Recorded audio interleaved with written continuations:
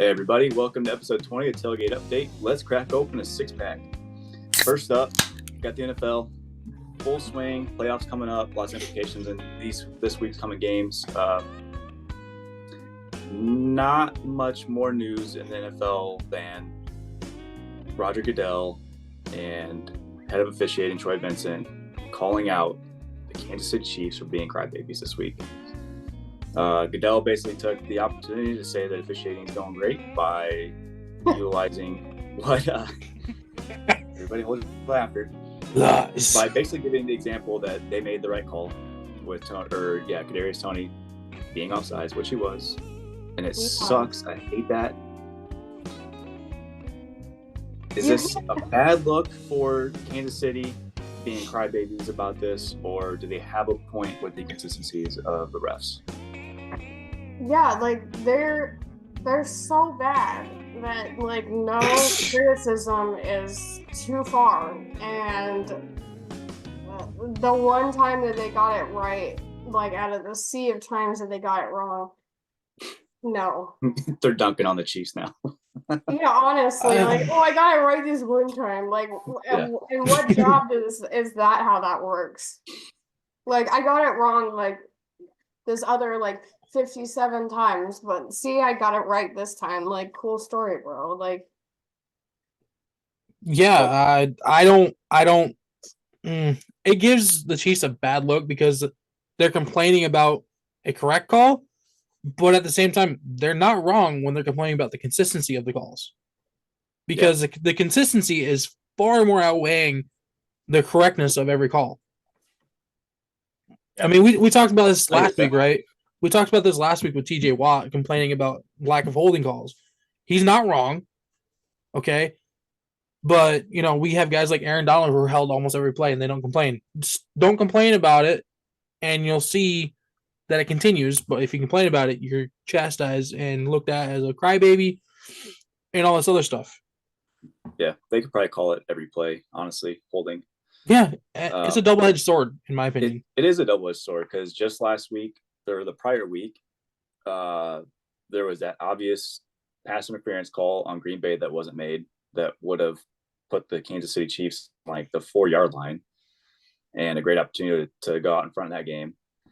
But at the same time, I can't think of too many more teams outside of Green Bay that benefit more from officiating than the Chiefs do, i.e. the Super Bowl, that defensive holding call that they called in the end zone that extended the game and ended up, the Chiefs took advantage of that and went ahead and ended up winning the Super Bowl. So it's a bad look. They do look like babies, especially considering it was the correct call. And as a receiver, there's nothing easier to do in your job description than make sure you're lining up on sides. You are literally looking down at the ball. You check with the ref. You get a thumbs up. You're good to go. Well, we also saw, I think it was a couple years ago, Terry McLaurin did that, and he was still flagged. That's true, and there you have a point. Like, there's the inconsistency. That is where, I mean, if he checked and was still flagged, deja vu, Terry McLaurin all over again. That's where you say, this is bullshit. Get it right, But doing it on a correct call after not even checking, I mean, Kadarius Toney is almost the weakest link on that offense at this point, and he's just proving it even more. You could argue that they've legitimately lost 2 games just because he's on the team this year. He dropped how many passes in week 1 against Detroit? Critical passes right in the breadbasket. Now he does this. And he's just a hard person to root for. Like Terry McLaurin, I'll go to bat for him because he's pretty much a quiet, bring a lunch pail to work day. And I don't know, you don't hear anything from Terry. He just goes to work and does all the right things. Tony's out here arguing with every fan on Twitter and Instagram and just talking the talk, which that's fine. But when you look like a clown half the time on the field, it's hard to take that seriously. I can't understand this though. Troy Vincent was quoted earlier this week saying, "We have to act responsibly when calls are missed because we want the game to be played on the field." What are you doing when? Okay, this new whole this left tackle jump thing I forget what they call it, but like it's an anchor step or some shit like that. Lane Johnson does it constantly. Like he jumps 5 feet off the ball before the ball's even snapped. And that's a false start, is it not? It looks like one to me. It's the same thing with Kansas City's right tackle. What's his name? Jawan Taylor. Yeah. He was doing the same thing week 1 against Detroit. And I mean, I don't know if you guys remember, that was all the talk for a long time. So yeah, that stuff that needs to be called. I get why they're doing it, but you can't move before the snap. That's a false start. Yeah. I don't understand why they think that they're doing a good job in general. See, that's where the issue is for me. Like, it seems to be that they seem to think that they're getting like a few wrong, and here's one that wasn't wrong, and y'all are still complaining. While I'm looking at it like they're getting something wrong every game, if not multiple times, that are altering like the entire nature of the game, who wins, who loses, and they're messing up repeatedly. So this is just one small incident. I think the perspective is quite different from their angle. And critical spots too. And not to mention, like, watching Justin Fields slide multiple times a game and get hit in the freaking head, and there's never any flags. Like, I don't know what half these guys are looking at. Now, if that's Mahomes or some of these other quarterbacks sliding, they probably get that call. So I have a bone to pick with the referees as well, especially when Justin said this past week, he's like, I talked directly to that ref right before the game, and then the very first play of the game, I slide and get hit in the freaking head late, and there's no call. Like, what are we doing? Listen, that guy is probably like the most concussed quarterback, and we have no idea. You know what I mean? Yeah. I mean, Caleb, I know exactly what you mean. I've, for the last, 7 years, I've had to sit back and watch my quarterback get creamed and no calls get, No, as a Rams fan, you get to shut the fuck up about refs and that, because they fucking love you. And don't. Oh, do they? Remember that? Do they? Yeah, like, you ruined Drew Brees' like entire life with that. No. Sean Payton ruined Drew Brees' entire life by blowing 2 10-point leads. He was up 13-0. Don't blame the refs. Don't blame the Rams. My point is that you never get to complain about the refs, like, ever after that. Oh, okay. That defensive pass interference that wasn't called. My goodness. What was that? And I was in New Orleans at the time, and I have never seen more uproar over it. Was by the worst player on our defense made that freaking penalty. No call, actually. It was the worst player on our defense. So all he had to do was look. I don't want to hear shit from you. Okay, first of all, that was like almost 10 years ago. No, second of all, second of all, call the game correct no matter what. I don't care. If the rule is the quarterback can't be hit in the head, look, I'm not crying. Call it. I know. The Rams got their feelings hurt by the refs. Like, oh wow, so they weren't totally in their pocket this game.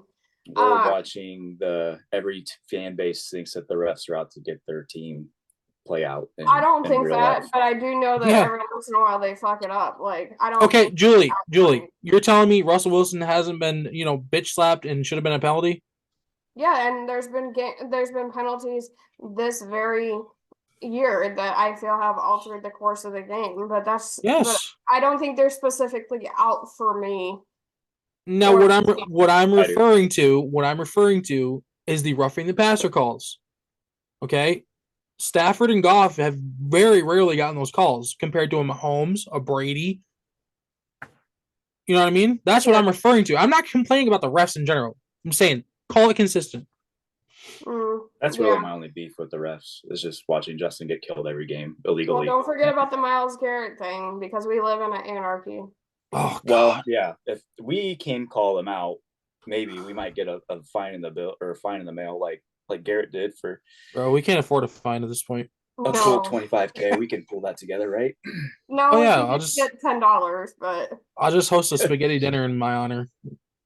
Man, there's just it's crazy watching that these guys can't even like speak their mind against the refs. I mean, no, especially what's the league doing to fix any of this? Like, nothing.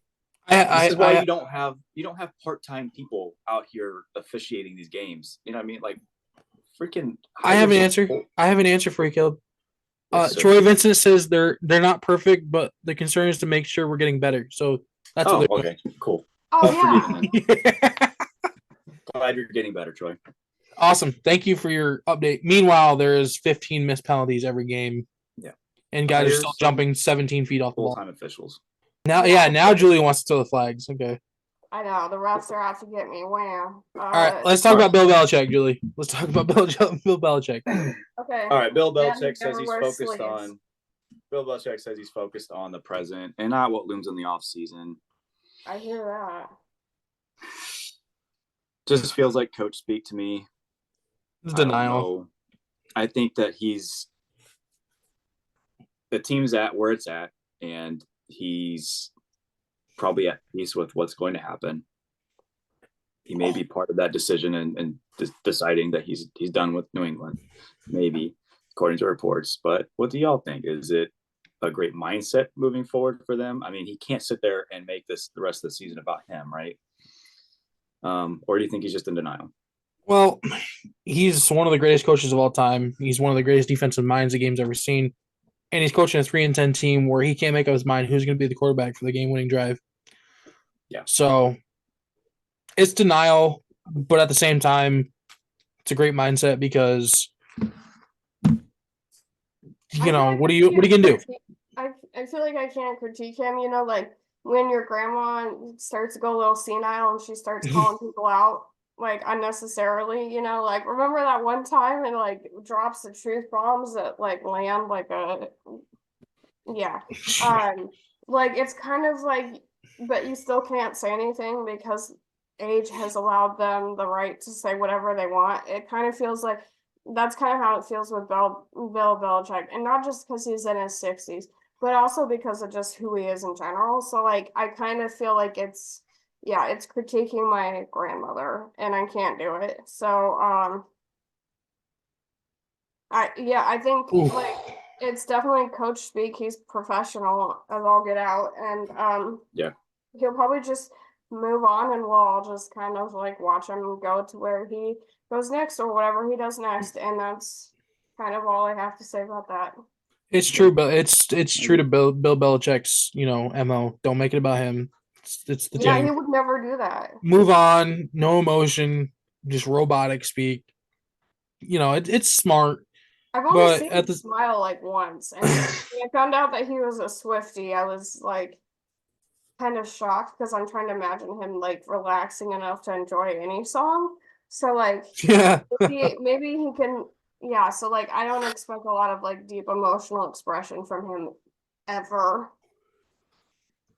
No. I mean they just got flexed off of Monday Night Football because the Chiefs probably gonna win by 3 touchdowns. Thank God. And that depends on if Mahomes throws the value to Scantling at all. Because if he does, it'll probably be a 3-point game. But either way, it's been flexed to Sunday instead of Monday night. No more prime time for Bill Belichick in week 15. Right, we're in week 15, right? Yes. Yes. So no more prime time for Bill Belichick and his 3-10 squad. What I'm confused about is wasn't Mahomes like screaming at a ref last week, and I didn't hear about him getting a fine for that either. But like, no, he's Mahomes. My point is that like, that's a good point. If he loses another game, he's gonna like completely like we will see a meltdown of epic proportions because we're starting to see what he looks like when he's not winning, and it's not cute. So, if Mahomes didn't play in such a shitty division as the AFC West, I doubt he'd have as many wins as he does. You know what? That pisses me off now that you bring that up. Like that dude was all over the place telling the refs that they're fucking terrible and this and that. And I don't even know what Myles Garrett said. Probably something. Hold on. Let me look. Well, while you look over that, I'll Nick Mullins, obviously, as the game's going right now, starting in place of Josh Dobbs. The Josh Dobbs romance is officially over. Astronaut Dobbs is not going to the moon. Kevin O'Connell, I don't know if he's even a good coach. I don't know what I think about that guy. He's a decent OC. I don't have to tell at this point. he was my 32nd ranked head coach going into last year, and won a bunch of Mickey Mouse games, and I don't know. Justin Herbert done for the year. Yannick Ngakoue for the Bears done for the year. Did you see Herbert's face on the sidelines? Like, I was grieving with him. You know, like that was like the worst thing I've ever seen in my entire life. And when he got hurt or last night? Last week, yeah. The look on Thursday night. Yeah. Or Thursday night, yeah, sorry. Thursday night, everybody had the same face as Herbert. He had to be like, thank God. Like the pure misery was just like it was a great, like we all felt that way, so I felt really hurt by his facial expression, but then to just see him like continue to like melt on the sideline, it was just really tragic. Honestly, if I was him, I'd be tickled to death. I'm like, I'm not playing behind this awful offensive line, and I don't have to freaking go out there with this train wreck that is the Brandon Staley game. Like, thank God he's gone too. And I was shocked that the GM got fired though. Why wouldn't he? That seems to be the way, right? Like, bro, the GM should have been fired. Put a decent roster, like that roster on paper, they should win 11 games every year minimum.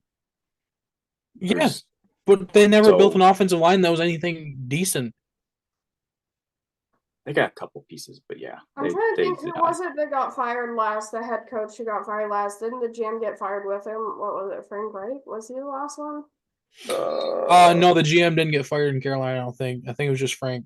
Okay, then who was the one before that? Because I think somebody else got fired with the GM this season. Oh, that was, I know McDaniels and Oakland or LA, Las Vegas, whatever. I can't keep up with all these moves. That one team, yeah. Josh McDaniels and the Raiders GM. The Raiders GM. I know it's tradition for when the Giants fire their head coach that the GM goes too. So, I mean, usually 95% of the time when the coach goes, the GM goes too. Yeah, do I love that? Not necessarily, but it just seems to be the way. So, 'tis always the way, Julie. 'Tis always the way. Except for when it comes to Frank Reich. Chargers cleaned house too. Like they fired multiple assistant coaches as well. Well, I think 5 or 6 guys got canned. When you're down 42-0 at halftime, you probably should be canned. I just wanted the game to end, you know? Like, I was kind of watching through it like you do with a horror movie, like, clutching my popcorn, like, dear God, just make it stop. It was like watching Thriller when you're 12 years old. You know? How about the Raiders coming out first series of the second half up 42-0 and running a trick play to score? To make it 45. I still have yet to see that trick play, actually. It's so disrespectful. It's like a reverse like throwback or something, I guess. Yeah. Hey, guess what? The game's still in reach. It's 42-0 with 30 minutes left. You know what? Still I guess in reach. Antonio Pierce coached a high school team to a 99-9 victory a couple of years ago, so it's not. Damn.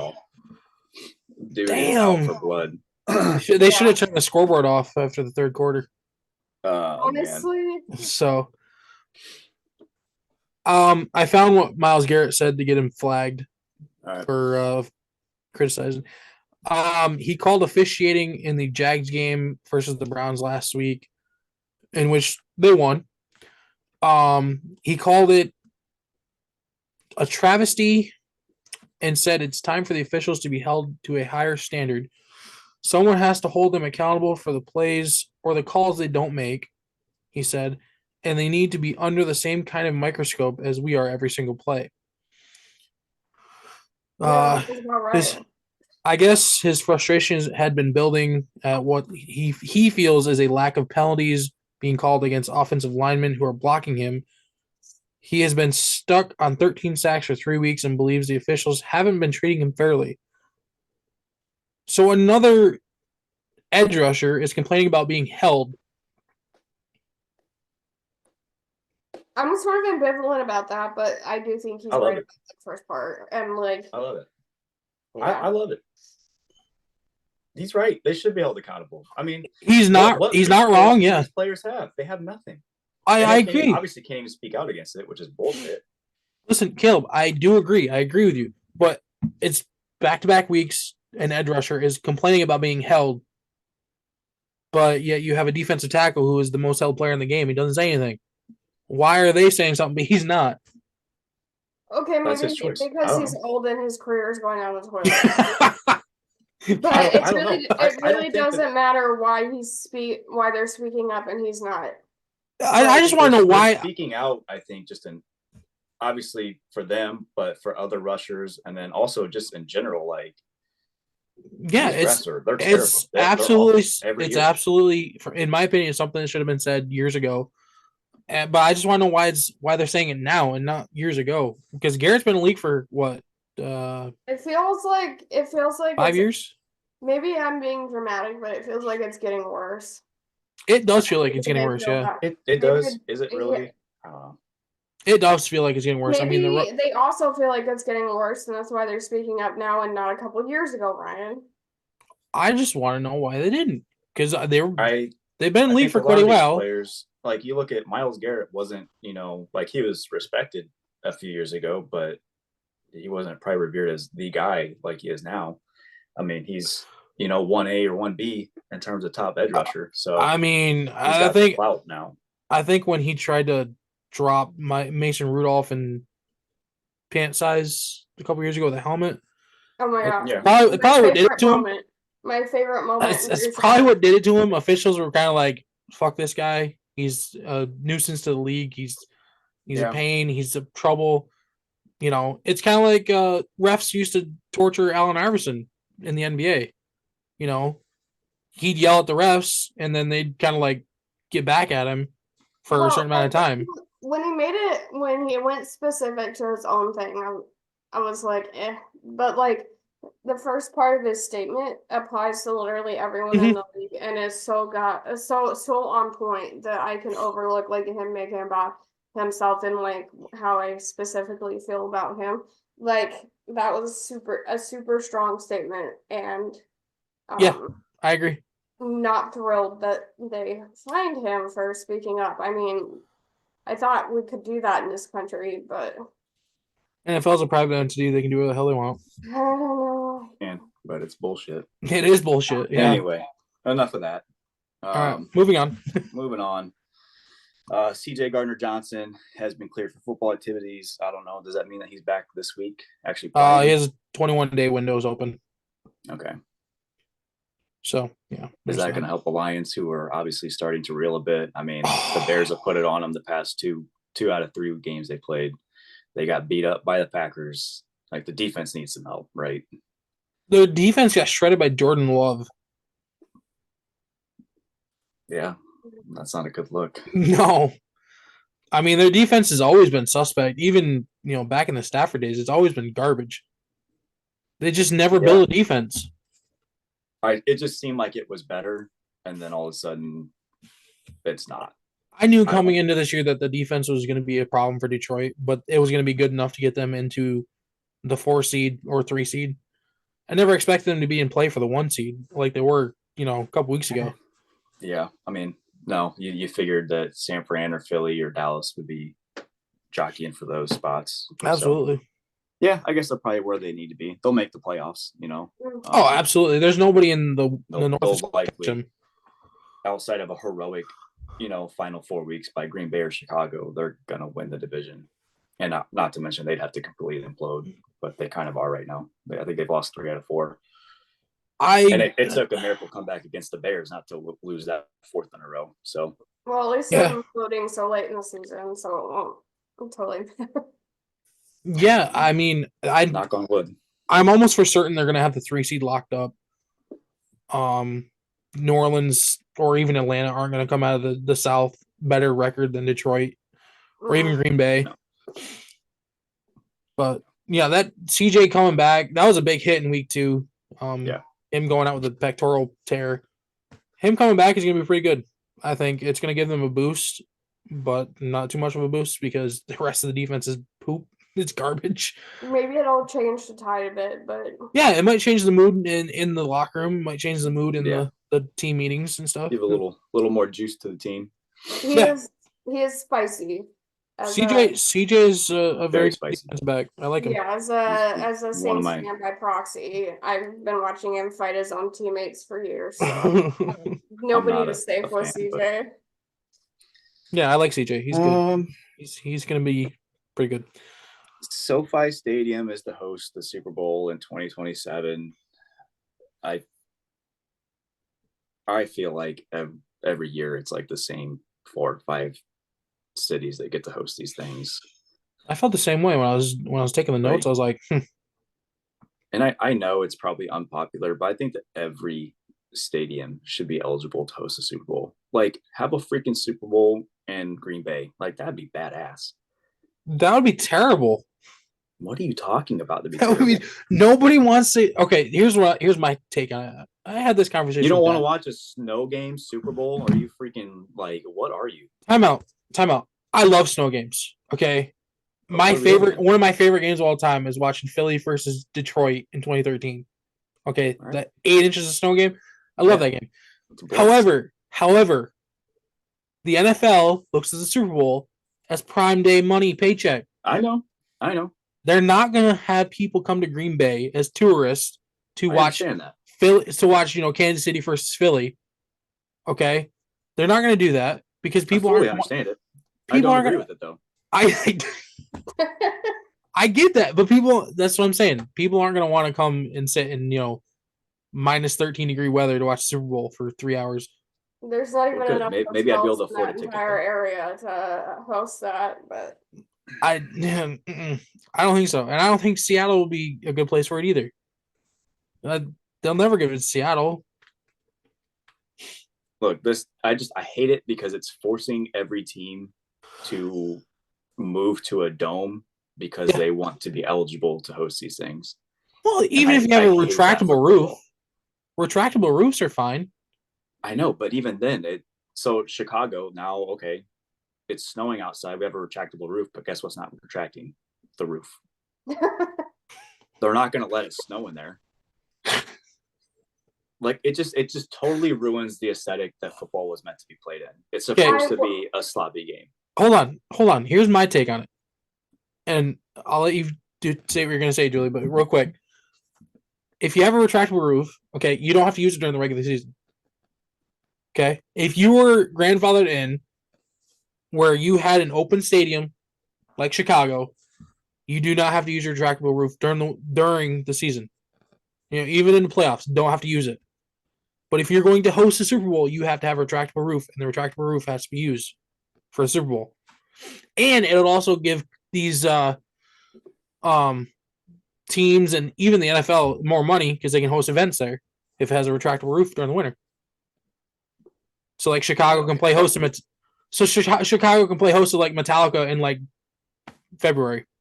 I truly do not care about these teams making more money. They make a ridiculous amount of money anyway. I'm just trying to think like dirtbag Goodell, okay? I know exactly why they don't have it. I know exactly why everybody's going to it. I'm just telling you, it's ruining the fuck. I know. I understand. I would hate for Buffalo to have a retractable roof. I love Buffalo games. Kill it, man. The Buffalo snow games and Green Bay snow games are awesome. Pittsburgh, Green Bay. Imagine all these stadiums having freaking domes. Yeah. I mean, what?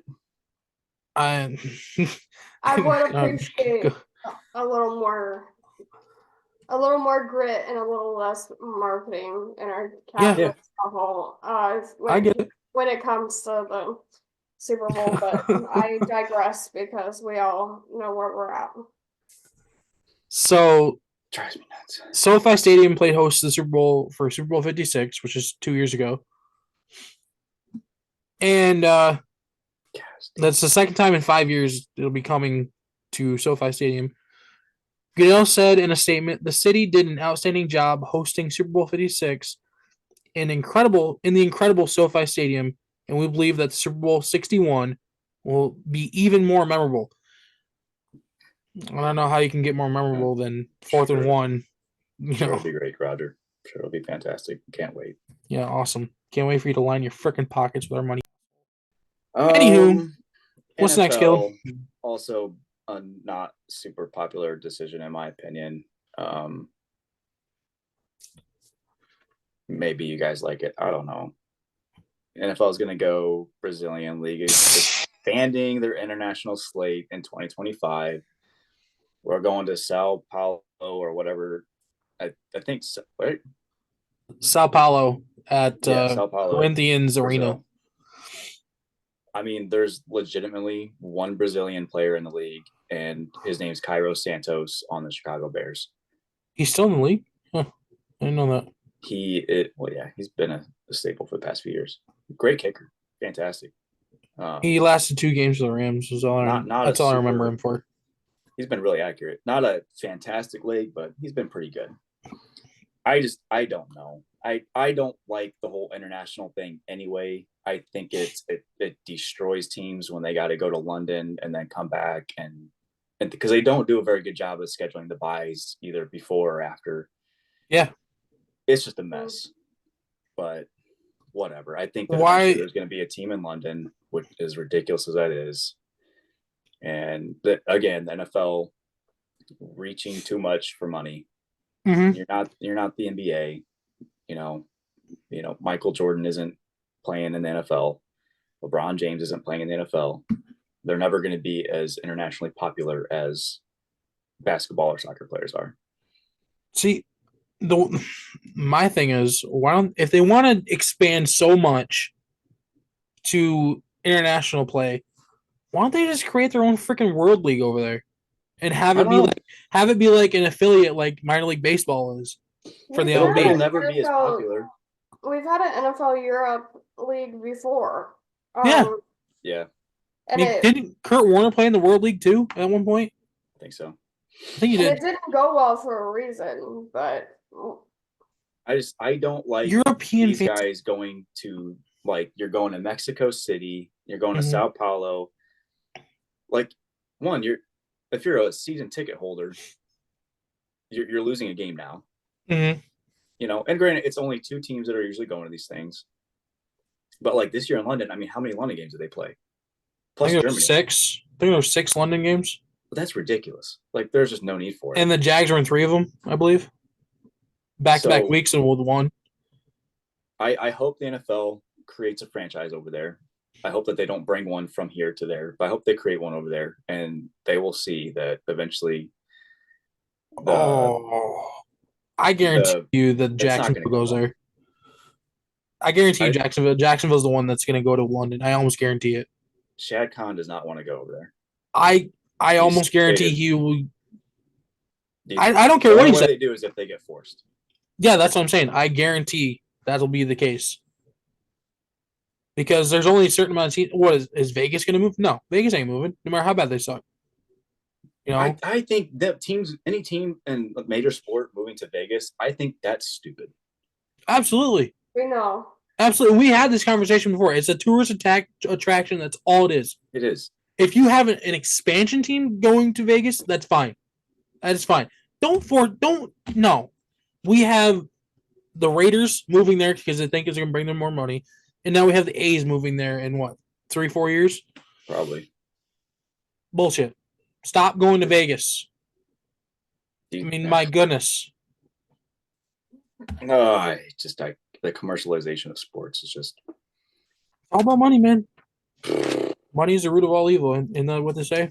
Can't they give us a little bit more? Yeah, God, we cover this shit. We should be getting paid by the NFL for this shit. Come on.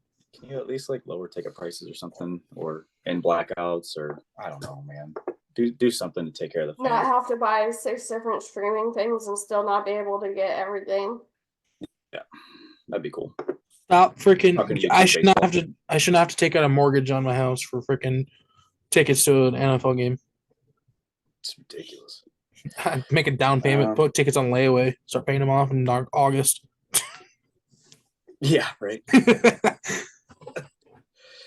Oh, we already touched on it. Chargers fired Staley and GM Tom Telesco, among other coaches. Not much else to expand upon there. NBC passed on Al Michaels for a playoff play-by-play. What do y'all think about that? I was kind of shocked by that.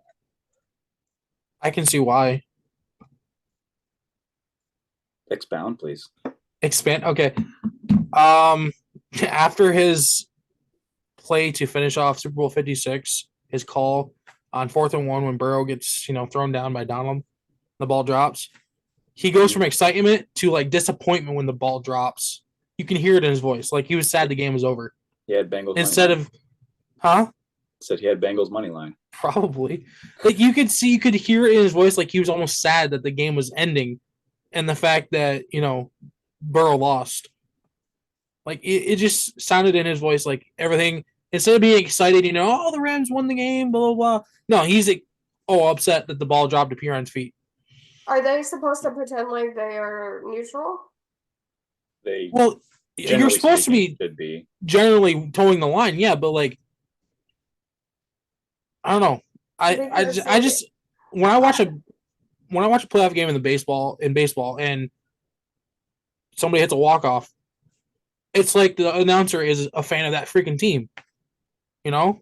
Like you gotta have excitement in your voice on the national stage. Yeah, you gotta have excitement. The Super Bowl is the biggest game of the year, and you just sounded like your dog died. Well, I mean, to be fair, he sounds like that anytime I hear him. I mean, I don't know that Al Michaels has ever been a super I don't know. Maybe Miracle on Ice, sir. He was very excited for that. Well, that was what? It was 40 years ago. Yeah, exactly. Like he's kind of like a Bill Belichick to me. Like he's an old man, and like I didn't know that they had to pretend to give a fuck if like a team is what they are. Like I don't know. Like I don't mind if like they respond in that kind of way. But I don't know. Did you hear how they let him? No. Did you hear how he found out? No. He was doing like an interview with the New York Post, I think, and they asked him like, "What are your thoughts on basically getting kicked off the playoff football lineup?" And that was the first time he'd heard it. I think that's BS. Like it's Al Michaels. Like you got to let him go out on his terms at least. Yeah, I hear you. I don't hate Al Michaels. He's one of my favorite broadcasters of all time. But like a little more enthusiasm. I do think he seems tired. He seems like it doesn't do it for him anymore. Well, he's 79 years old, bro. And he has seen it all. Like I saw an interview of him like interviewing someone who's doing scandals like in the 80s or 90s. Like he has seen everything under the sun. So he probably nothing really gets him there anymore. Yeah. That's fine. I don't know. It is fine. Al Michaels is above reproach. Al Michaels probably shouldn't have been as done dirty as he was, but I can see why they're moving on. Yeah, totally. He's 79 years old. He shouldn't have to do a full month of extra football. Yeah.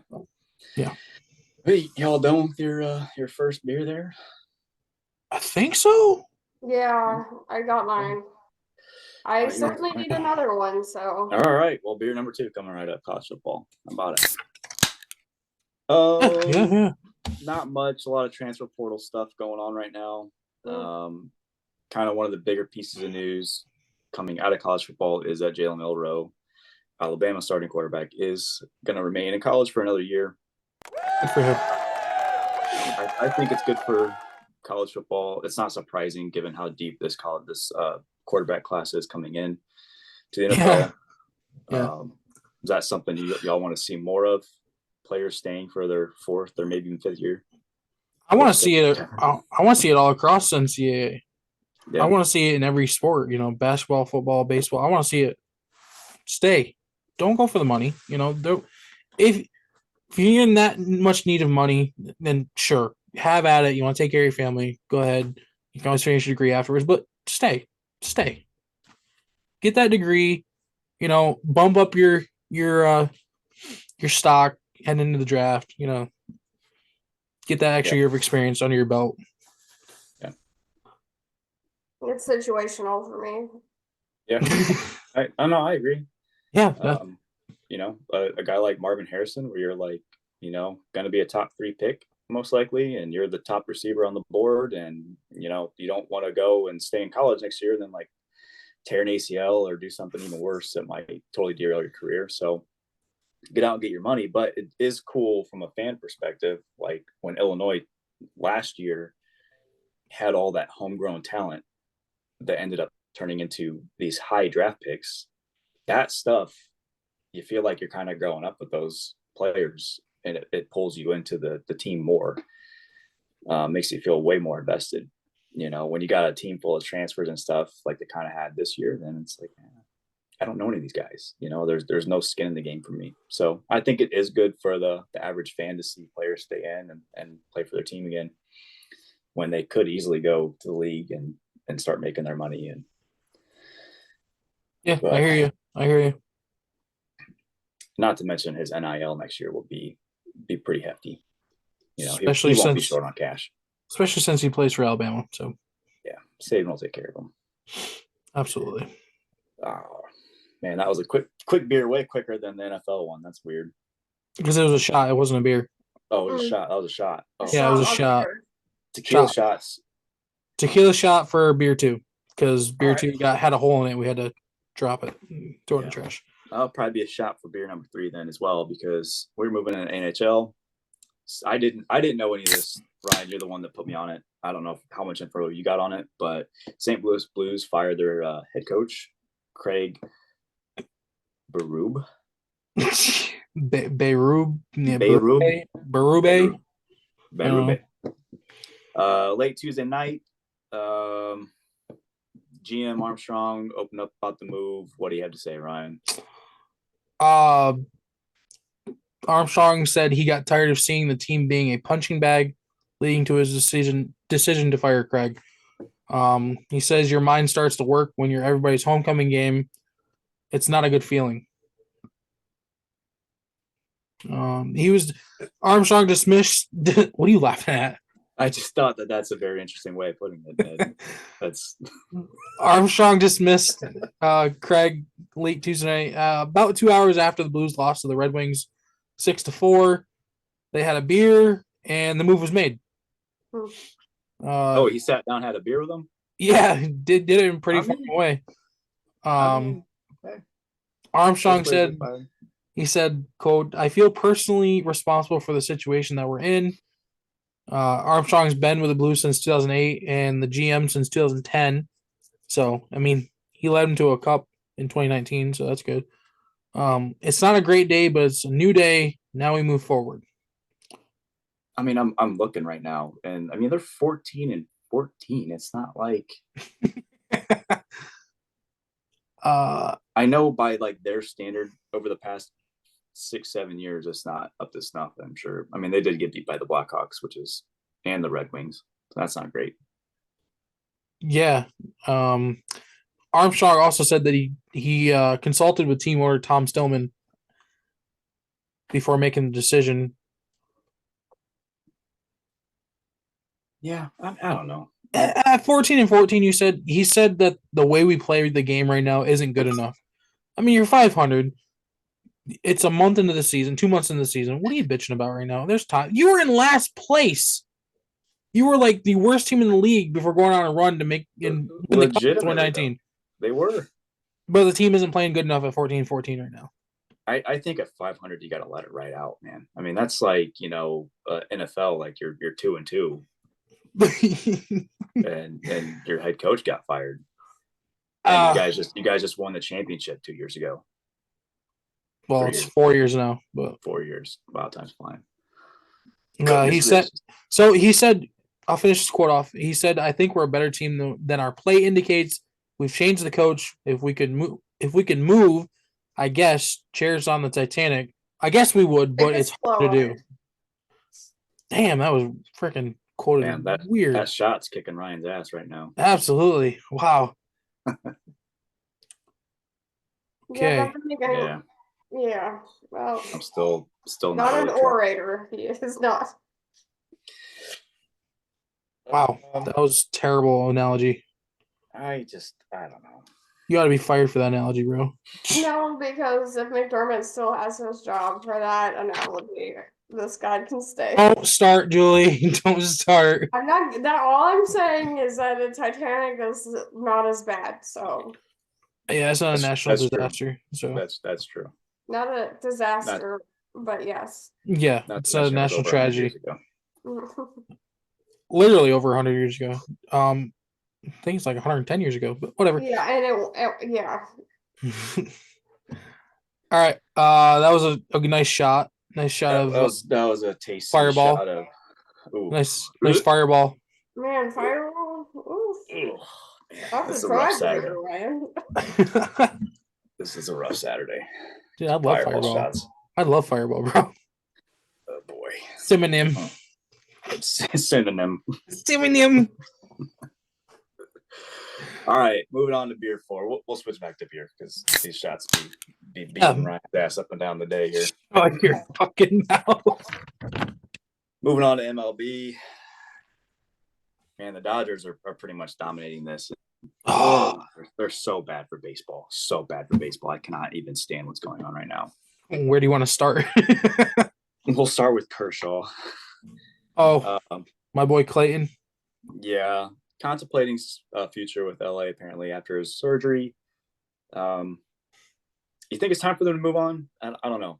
It's man, I'd love to see Clayton stay within the game of baseball, but I think it's time for both of them to kind of mutually say, all right, we're done. Yeah. Unless Clayton comes in and say, hey, I'm retiring after this year. I'd love to stay with the team one more year. I mean, he's not. How old is he? He's not even as old as Wayno was, right? Like Wayno was like 42 or 41 or something like that. I Kershaw's 35. Oh man, but he's had shoulder. He's had shoulder surgery. He's had back problems. Yeah, that's true. The whole thing. I mean, I like Kershaw. I think he's a really good pitcher. It sucks what he does in the playoffs. Oh man, he's had one really good year in the playoffs, and that was a shortened season. Mm-hmm. I mean, so it makes me wonder, like, is he just by the end of the year he's just cooked? I don't know. If you take like one or two starts out of his like couple postseasons where he's been rocked, he was solid in those postseasons. I mean, that game was a game 5 against Houston in 2017. If you take that start out, he was at lights out. I mean, he came in game 7 and closed the door on him. They didn't score again. He was pretty good in 16, up until game 6 against the Cubs. Yeah, he was pretty good in 2013, 2014 against the Cardinals until the 7th inning. It just, when you take the ball that many times, I mean, you're making, if you're there the whole year, you're making 30 plus starts. Yeah. Then if you got deep playoff runs, which they've had pretty much every year. He throws a lot of pitches too, because he strikes out like 230 upwards of, man, what do he had? I think he had close to 300 strikeouts one year. Yeah, he's not a pitch to contact kind of guy. No, you throw a lot of pitches when you're, striking guys out. Yeah. So maybe 35 is, I don't know. I would like to see him retire as a Dodger. I would think too. He'd be one of those guys where it's like, this is weird seeing him in I don't know, a Tampa Bay Rays jersey or something weird like that. Not that they'd ever go out and actually spend the money on him, but no, because they're ditching some guys. Yeah, and they never buy old free agents anyway. So no, I think the last time they did, generally good practice. The last time they had an old free agent, I think was like Fred McGriff, right? Probably. That was like 90s. A zillion years ago. Yeah. It was 99. Yeah. So I don't know. I hope he stays. I hope that he pitches a couple more years. But he did not look great this past year. But obviously he had some issues. Shoulder surgery. That's got him out. So. Oh man. He says he feels like he's doing really well after the first 5 weeks after surgery. So that's good news. Okay. Well, I mean, there's a difference between being and feeling. So exactly. Go out and actually throw the ball now, and yeah. But he's 35, so he is. And Dodgers got themselves more pitching, more help in the lineup. Man, God. I just Glass now. I wanted the Cubs to get Glass now because I think that he's made of glass. Well, he's what coming off of Tommy John. But he's pitched over 120 innings like one time in his career. Like that's awful. Yeah. When he's pitching, he's great. He had Tommy John in 2020 as well, right? Or 2021? 2021, I think. That's why he came into the season late this past year, and then he ended up getting hurt again, I think, right? Yeah, poor guy. So yeah, and they got him for almost nothing, and then they turn around and sign him for 5 for 135. I'm pretty sure. So they're just that deal was. They're allowed to do because of this bullshit contract with Ohtani. You know what? I applaud the front office of the Dodgers for doing that. I don't know how they did it. I don't know how they did it, but they deserve freaking executive of the year just for that. Look, they got him. I think MLB needs to step in and be like, look, you guys want to defer that money, that's fine, but the luxury hit is still going to count for all 10 years of that contract. He agreed to it. I mean, I know that's fine. Like that's totally fine. He's going to get his money one way or another. But I'm just saying, like, them saving $24 million on the luxury tax because they did that BS. Yeah. I don't like that. Well, I mean, it's a loophole. I understand. No other team's done that shit before, Caleb. And I've never heard. No team will ever do it again. I've never heard a team get a guy the caliber of Ohtani to defer $680 million out of $700 to the end of his contract. And here's the other reason why I bet he did it is because the taxes on that. So by the time he's done playing in LA, he's probably going back to Japan or whatever, I'm guessing, or to some random state that has really low taxes, and that will help with that as well. Because that deferred money, I mean, it's not where the contract was signed, right? So what do you mean? Go to Tennessee or something like that, where your taxes are going to be way lower. Oh, so you're saying the taxes won't be hit on where the contract was signed based on where you live, right? Okay. Correct. It'll be where he's living at the time of receiving that money. Right. So if he moves, out of LA to a tax-friendly zone, you're not wrong. I like your way of thinking on that. I didn't think Ohtani was, that frugal about things, but oh, dude. Wow. No, I'm just saying, some guys you don't think are going to sign contracts based on that type of thing. No, but not every guy has the opportunity to make as much in endorsements as Ohtani does. I heard he's like over 50 million almost in endorsements. He's Tiger Woods right now. Every year. He's Tiger Woods. He's Tiger Woods in 2001. He's effectively making $52 million a year. He's not hurting for cash. No, he's set. Not to mention his last contract he signed was over 300 mil, which turned out to be a steal. I wonder how the Angels are feeling about all this shit. They said Trout isn't being traded. I think Trout is safe. Why? Safe? Okay. Is he safe? Or he's got degenerative disc disease in his back or some shit like that, right? Yep. He's what, 34? Yeah, he's low to mid 30s now. Mid 30s. Been in the league for a while. He's injury prone. And they're not building around him. They're trying to, but they're not doing anything with him. Trade him, get prospects. I'm pretty sure they can get some like mid-level team who is like just almost there. I'm sure they can get some team to give them a boatload of prospects, like top-tier prospects for Trout, even in mid-30s. Look, they need to dump both him and Rodon, and they just need to start completely fresh. They need to, but they won't. And they might as well just save their money for the next 10 years because he ain't doing jack squat in comparison to what the Dodgers are doing. You can't compete with that. You can't compete with what the Astros are doing. You can't compete with the Rangers. I mean, the Rangers are like throwing money everywhere. Every time the Angels look like they're going to do something, they fall flat. They sabotage it. I'm telling you right now. Yeah. There's got to be something they're doing that isn't right to the model that needs to be used to create a winning team. There's something there that they're missing. I think it's pitching, but at the same time, it might be managing. It might be front office. Either way, they lost on Ohtani. They're lucky that Trout is loyal to the, very core for some unknown reason. Loyal to a fault. I mean, there's no way no team was paying $700 million for Ohtani, whether you're paying that over the next 10 years or over the next 20. There's no way. So here's another. The Cubs were prepared to offer 10 years and like $50-some million a year. Mm-hmm. That's what they're prepared to offer. But it turned like he wasn't ever serious about coming to Chicago. Chicago was very serious about him coming, but it was Dodgers the whole way. He basically just used the Cubs, Blue Jays, and among others as leverage. Probably. He never even visited Chicago. Can you blame him? Not, if he had his mind made up already, why would he go? Hey, I mean, yeah. Hey, thanks for not wasting their time, I guess. He also planted this thing. Well, I don't know who planted it, but they planted this thing where it was, ballpark history might play part in Ohtani signing. Yeah. So Wrigley Field was gonna get Ohtani to sign there, not the team. You kidding me? And not to mention, I mean, it's not warm in Wrigley until, sometimes mid-June. Yeah. I mean, 2 months of the season's already gone.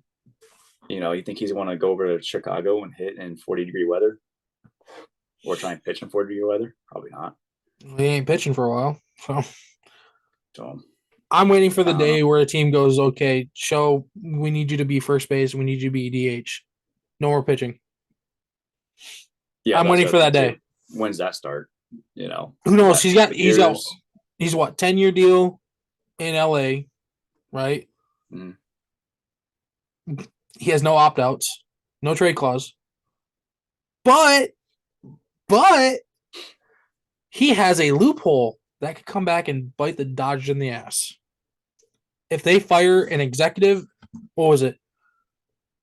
Any major coaching change, I thought, or hold on, ownership or something like that. With the Dodgers allows him to opt out if owner Mark Walter or president of baseball operations Andrew Friedman is no longer involved with the team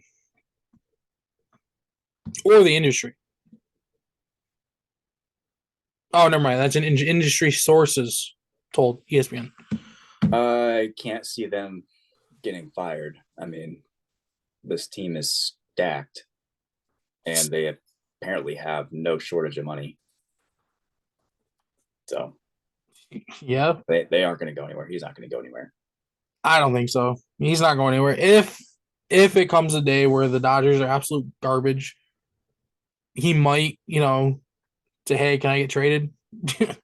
But at the same time, Shohei Ohtani doesn't care. He played in Los Angeles. He played with the Angels in a terrible organization for, how long has he been there? Since what, 2018? Yeah, I think it was a 5-year deal. He was hurt for what, 3 of those years? Yeah, I mean, I don't even know if they were ever good. I mean, they had a 40-game stretch in the beginning of the year. What, last year or the year before? Last year. They're like 25-12 or something. They were hot for a good part of the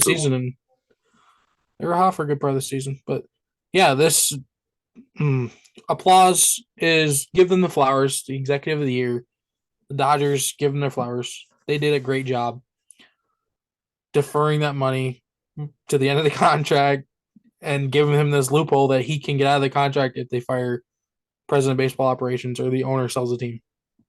Yeah. Good for them. Great job. Good for them. Golf claps all around. Wow. No, nobody likes the Dodgers, man. My mom does, but oh, happy for your mom. Yeah. Mom's pretty happy about it. She's I've never seen something like this before. When I saw that deal and the details kept coming, I was speechless. You'll never see another. I mean, the CBA won't agree with that. Absolutely. Their next deal. There's no way. Absolutely not. But hey, let's move on to the next Korean star. Yeah. Young Hoo Lee. Figured out. The question here is, do you like big contracts for transitioning stars from foreign leagues? I think it's worked out for the most part for teams. Dice K didn't really work out, did it? No, and Kosuke Fukudome didn't really work out super great for the Cubs. But, I mean, Tanaka worked out okay. This question is questionable. Well, I question. Well, I came up with the question because they're coming over from the Korean League, which is a smaller baseball, or Japanese league, smaller baseball, different aesthetics of the game. It's more honor based over there, and the Asian leagues and stuff. And they come over here. Isn't as deep. Yeah, that too. as what the MLB is. That's right. I mean, that's why they're coming to Major League Baseball. Absolutely. And the money's better. Money's way better. So that's why I question it. That's why I'm questioning it. It's nothing to do with, nationalism kind of type like shit. it's almost like those leagues almost act as like a minor league affiliate for the Yeah. MLB. Yes. Yeah, and they have to have So- like 10 years of play already, or 5 years of play. Something like that. I know back when Ichiro was playing, it was 10 years you had to spend in Japan before you were eligible for, or some shit like that. Yeah, it was because he was 30 years old, I think, before he even hit the majors, or like 28. He won Rookie of the Year and MVP his rookie year. And Obviously. he still had 3,000 hits. Yeah, he had almost what, Which 3,100 hits. Crazy. He played until he was. You know who Ichiro is? Oh, okay, that's Yes. good. Thank You do? God. Nice. Good. We That's got, awesome, got Julie. Julie on He board was the with baseball. Mariners, right? On the Mariners? Yeah. Well, Among other oh, teams, yeah. He played for the Mariners, played for the Yankees, when I got Marlins. finished with baseball, it was always the Mariners. So. Oh yeah. He spent my entire childhood. He was with the Mariners. His height was spent with the Mariners. Yeah. They got the best of them. Yeah, I think it's worked out pretty well. Teams making those gambles. It seems like anybody trying to make the leap to Major League Baseball is because they're the real deal. So it is a bit of a gamble compared to spending that money on a known commodity that's already playing within the league. But yeah, that's my question with it. You don't really know what they're going to be like against the American competition, the melting pot that the MLB is. Longer seasons. Longer seasons. Bigger baseball. It's like going from the XFL to the NFL. Pretty much, yeah. Yeah, I get it. What you're trying to say. I think we all do. Like there's it could go either way, but considering you do have to show a track record, like the chances are decent. But again, like we haven't seen Ben Nucci or whatever his name is since like week 6 or whatever. So the transition from a small league to a big league is not always smooth. So right. Ben Nucci, there we go. They have to. Isn't he have Broncos like third string or something? It could go a lot of different ways, but so could anybody. Yeah. Right. Yeah. I mean, how many college prospects never do anything? And free agents as well. You sign a guy like agents, 6 years, 110 million, and he does nothing for 3 of the 6 years, or even And 4 you of might the get 6. Jake Bobo if you sign somebody random. So always a plus. Yeah, you never know. So. Yeah, Albert Hainsworth was like the most dominant D tackle in all of football. They signed a big contract with the Redskins and football team, Commanders, football team. Commanders. Sorry, it was the Redskins. So it was. Yeah, I know. But he didn't do jack squat after that. No, he did more fighting and lazy. He did more chip eating and fighting than anything. Yeah. Can we just let's go to the next one because y'all are killing me. Why? What's wrong with that question? There ain't nothing wrong with that question. Mets prospect Ronnie Mauricio tears right ACL in winter league game. Team unsure of his return timetable. Those winter leagues, man, they're great, but I hate all the extra baseball that these guys have to. I get why they have to play it, but it just there's so much room for error for these guys. Especially when you talk about like the World Baseball Classic coming around right before the regular season starts. And stupid. It's I hate it. Spring training, all the stuff. I absolutely hate the World Baseball Classic. Yeah, it seems like a bit much. I like it, but it's way played out in my opinion. I don't think I can't stand it for a couple of reasons. One, you heighten your game before the season even starts, and so all you have to do is go down from there. There's no actual time to like break down. You don't get an all-star break after World Baseball Classic because the season starts before the Baseball Classic ends, right? I think the last day is like a couple days into the season. So then you're just jumping right into, It should be in like December, January, but they won't do that because that's when football playoffs and all that stuff is ramping up. Yeah, They And can't you- compete with it. NBA's in full swing. So Man, if you play games Tuesday, Wednesday, Thursday, you're fine. Or even Friday, you're fine with honestly, television. yeah. Tuesday, Wednesday, Friday. Those are your days. But you won't see free agents go in there playing in the World Baseball Classic, though. They get hurt in the World Baseball Classic. They're not getting an offer in January. That's true, too. Oh, well. I mean, I hate it just because of the fact, like I said, you're not getting a full spring training. You're just jumping right back into it. You don't get a break from gameplay. Everything's ramped right up. All you're doing is going down.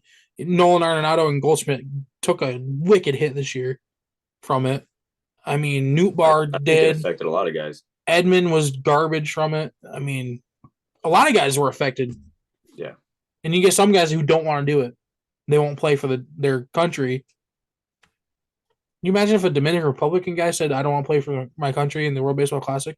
He'd be like ostracized from the country. Honestly. But yeah, I mean. And it's pointless because you got like the same 4 or 5 teams that are going to make it. The Netherlands are never going to play in the World Baseball Classic. It's the DR, it's Japan, it's Korea, it's America, Puerto Rico. Yeah, you're never going to see the Netherlands. Canada probably be up there a little bit. But. You're never going to see it. But moving on though, last bit for baseball. Mad Max out until next season, mid-season next year. Herniated disc in his back.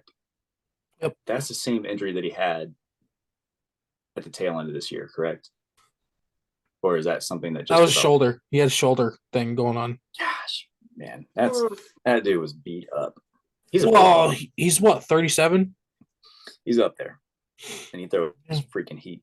So yeah, maybe it's about time to hang up those cleats. His prime, though. I mean, honestly, yeah. In his prime, dude, Mad Max. I don't think there's anybody better than Mad Max in his prime. I can't think of anybody more terrifying outside of Nolan Ryan. Like 2014 to like 2020, 2019. Oh my God, I hated when the Cardinals faced him. Like you knew it was going to be like 7 innings, no hits. As he's just staring everybody down. He was terrifying. He even had 2 different colored eyes. I know. Oh my God. Like that was terrifying. He's a literal bulldog. Like just. Bro, like he bruised, he almost fractured his eye, didn't he? Like fractured his orbital bone. He comes out and throws like a no-hitter 2 days later. Yep. Or some shit like that. Yeah, that freak like bunting practice accident or something like that. Yeah. Yeah. That's crazy. He had like a big ass shiner on his eye, and he's like striking 13 guys out. Just looking even more menacing. Oh my God. Huge problem. The biggest you should see the other guy moment. Yeah, you should see the baseball that hit me. All right, moving on to some juicy stuff. Opening up beer number 5. Draymond Green. Lounge show. We got more on this in the true crime segment. But how much do you think that the Warriors are regretting re-signing him this year to an extension? Honestly, I'd release him right now. I mean, I have they should have cut bait. Quote and on his thoughts about it and a total breakdown of all of the other reasons he's got suspended. So it seems like coach is all for the suspension. Really? Because the last quote I heard, he's like, I hadn't seen it. I don't have a comment, even though Steve Kerr has a comment about every worldwide event that has nothing fucking do with Steve Kerr. So that is why I'm interested to hear this. Yeah, well, I got all the hot goss for you. Well, as you always do. We will save it. But yes, Draymond Green should have cut bait last year when they had the chance. He's a clown. He's a wicked clown. He gets up every morning. He doesn't put on a suit to go to the arena. He puts on a clown suit. Like he's got face paint on, red nose. Like when I used to work in corporate America. He squeezes like he has a flower petal filled with water on his chest when he comes in. He doesn't greet his teammates when he comes into the locker room. He just squirts them with a flower. Did you see his highlight montage of like all the things he did this year? Like kicking people in nuts, stomping on people, punching people. Dude. It was like a minute and a half. Or wait, you send that to me. I sent you the thing about Desmond Ritter getting his pass intercepted by his teammate. Yeah. Whoops, wrong. But yeah. I'll have to find that and send that to you. I thought it was hilarious. Having his own highlight montage to it. Yeah, I actually Dude, I saw it too because I made a note of all of the problematic things he's done in his career, and it's a list. It's quite the list.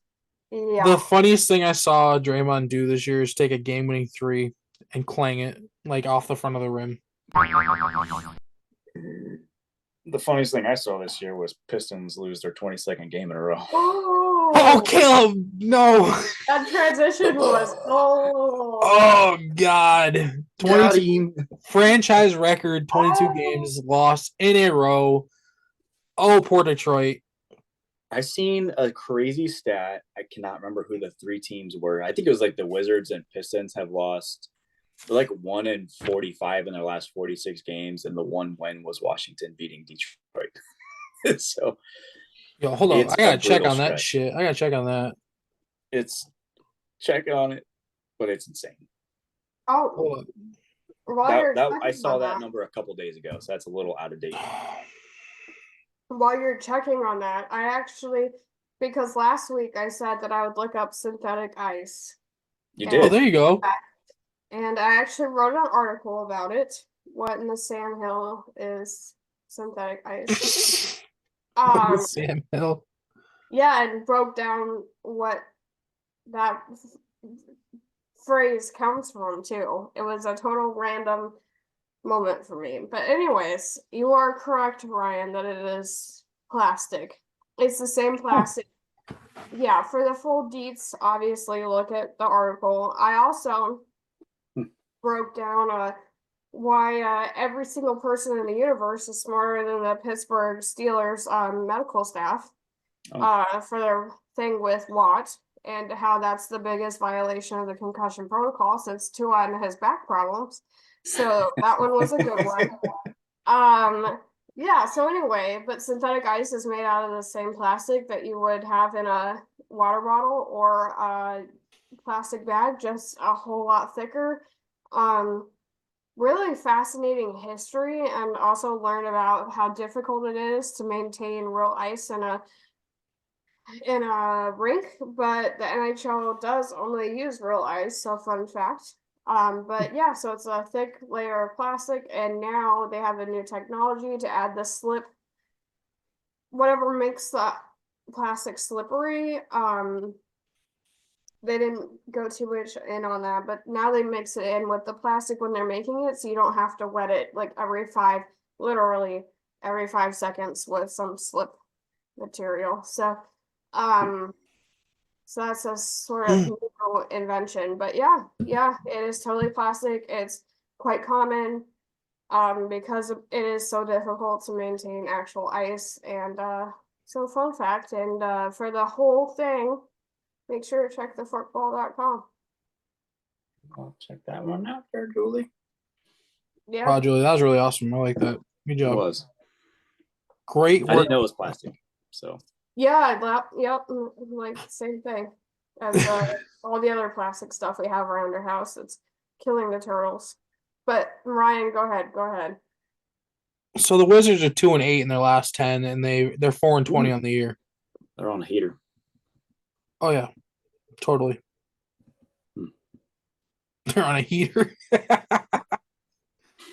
Yeah, they're on a heater.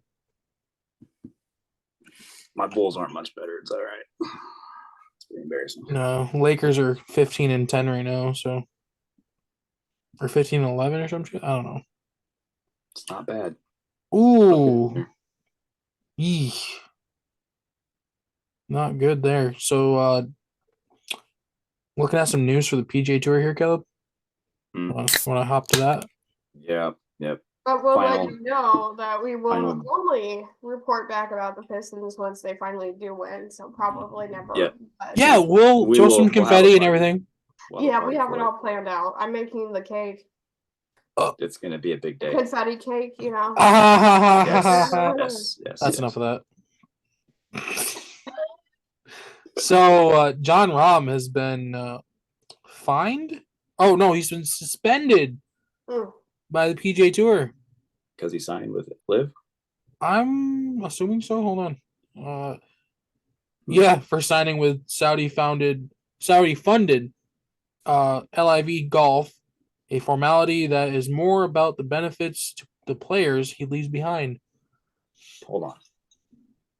He's getting suspended for signing with a league that they are now partnered with.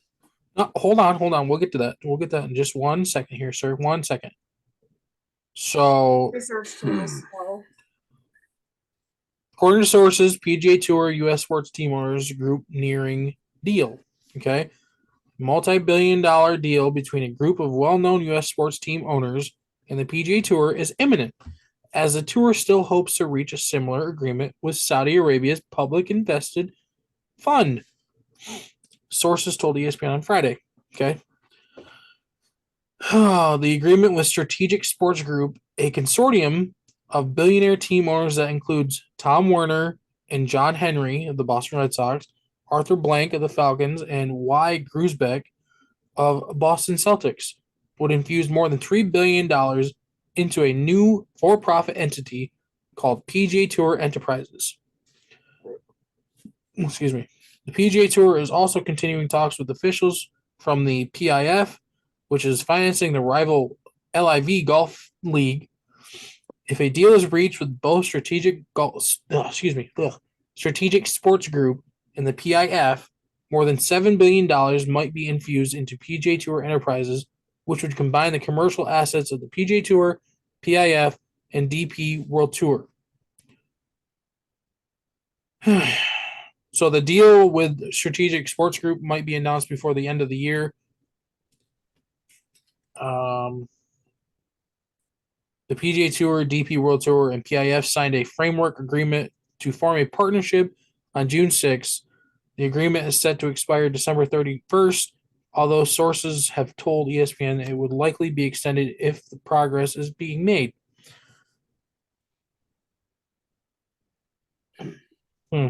So there's more mumbo jumbo here. Under the terms of the agreement, PGA Tour would retain control of new for-profit entity, Strategic Sports Group, and the PIF would be minority owners. That's right. Oh, okay. I get it. They want to do this because they're trying to compete with Live Golf. I thought that they signed something with Live. I thought they did too, but I must have read it wrong. So they're trying to. There's an increased urgency, they said, to get the deals done after the Live Golf League signed another PGA Tour star, Spain's Jon Rahm. The reigning Masters champion agreed to a multi-year contract worth more than $300 million to jump to the Live Golf League. Wow. So is this just like an effort to basically pay the guys more? I think so. Tour players. Maybe. They pay their guys out of sponsorship money, don't they? For the most part, yeah. So what the hell are they bitching about? I don't know. I mean, they're not. Is there There's not a retirement, or is there? I'm not gonna say yes because I don't know. I don't know either. I got a buddy that's pretty tight in with the golf scene. I might bring him on one time. That'd be beautiful. Love to see that guy. He's got a lot of opinions on it. So okay. if we're ever having a slow day at the office. Live Golf League is recruiting other PGA Tour players to fill out the spots on a team that Rahm will captain. So PGA Tour is really trying to scramble and stop, this infiltration of sorts of Live Golf into their tour and stop guys from leaving. I mean, the Live looks like a freight train right now, so I don't know how you're getting in front of that and stopping it. Yeah, no. You wouldn't be wise to get in front of a train. They're trying. I don't know. I mean, PGA thought that they just would hold the monopoly on. They had to see the Live Golf thing coming too. There's no way that the Live just popped up one day and they had no idea it was going to happen. You know what I mean? Like there had been rumors of it. Oh, I hear you. Well, I mean, when Phil Mickelson decides to say, up yours, I'm leaving. You know all the guys are following. I mean, this dude's a former two-time Masters champion. Yeah, I don't know. I don't know what they're gonna do. I don't know how they're gonna do it. Golf is for the most part pretty small in comparison to all the other leagues, and now you have, out of all of these major American sports leagues, no other like league in the world is ever going to be able to compare to NHL, NBA, NFL, MLB. This is unprecedented, where you've had a foreign entity come in and just completely like blow your doors off, like what's happening to the PGA Tour, and it's pretty interesting, and it's probably a good warning for other leagues to not become too complacent, even though nothing will ever top NFL or MLB or NBA. Like that's where everybody wants to go to play. So yeah, PGA is more than likely dying right in front of our eyes. Yep. And it will be the secondary league in the world. Kind of like the Bengals are dying in front of our eyes right now. Oh, what's God. that look like right now? 17-3 last time I knew. 17-3? Yeah. Oh. Well, you knew that was coming from Jake Browning. That freaking guy, I'm telling you. Well, the Vikings defense is also pretty tough. The good news is, though, the Bengals are on the Minnesota 13 to start the fourth quarter. So well, it's a lot because like the Vikings and the Raiders had this, 3-0 showdown, and then like the following week, neither one of them has had any problems in getting points. So kind of interesting. That Raiders game was unreal. I'm gonna need Joe Mixon to like move his ass. Deep. All right. Well, if you want to catch more about Draymond Green and everybody else, make sure to catch our true crime segment. And we will not be around next week because Merry Christmas. So we will catch you on the flip side. But have a great holiday, and you'll be seeing from us shortly. And yeah, again, make sure to catch the true crime segment. Then we'll be kind of, leading into some of the things we've already discussed here. So make sure to like, subscribe, hit the notification bell, and leave a comment. Please do. So yeah. Absolutely. Merry Christmas, y'all. Thanks Merry for Christmas. Listening. Thanks for being loyal listeners to us, and appreciate y'all. Yeah. Merry Christmas. We'll see y'all after the new year.